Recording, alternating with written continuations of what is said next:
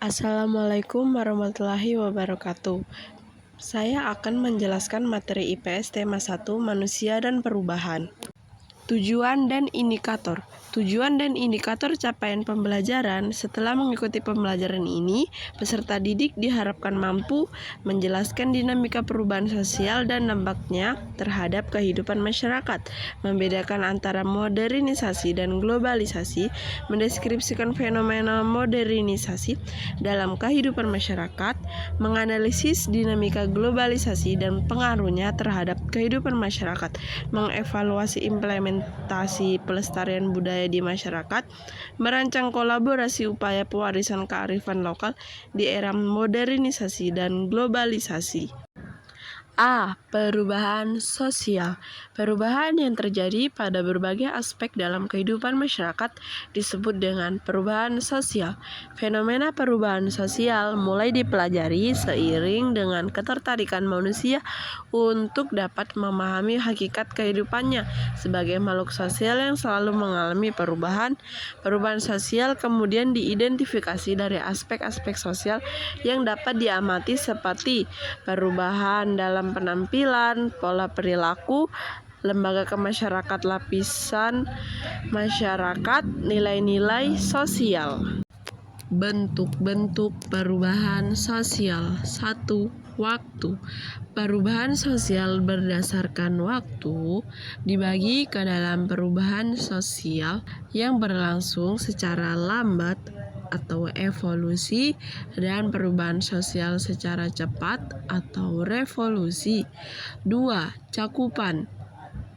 Perubahan besar terjadi pada sebagian besar masyarakat atau aspek kehidupan. Perubahan kecil terjadi pada sebagian kecil masyarakat atau kehidupan. Perencanaan. Direncanakan atau plan change, perubahan yang disengaja dan dipimpin oleh agen perubahan. Tidak direncanakan atau unplanned change, perubahan yang terjadi tanpa perencanaan. 4. Arah perkembangan, progres atau maju, membawa keuntungan misalnya lebih rasional. Regres, mundur, membawa kerugian misalnya pencemaran lingkungan. Faktor eksternal. Faktor eksternal adalah faktor penyebab perubahan sosial yang berasal dari luar masyarakat. Faktor-faktor tersebut adalah interaksi dengan lingkungan alam dan interaksi dengan kebudayaan masyarakat lain.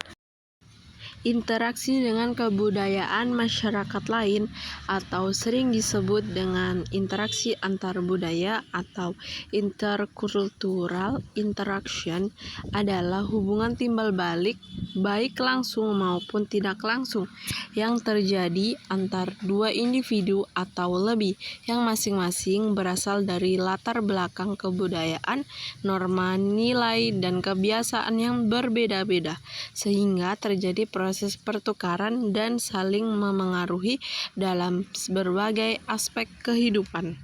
Selanjutnya ada globalisasi.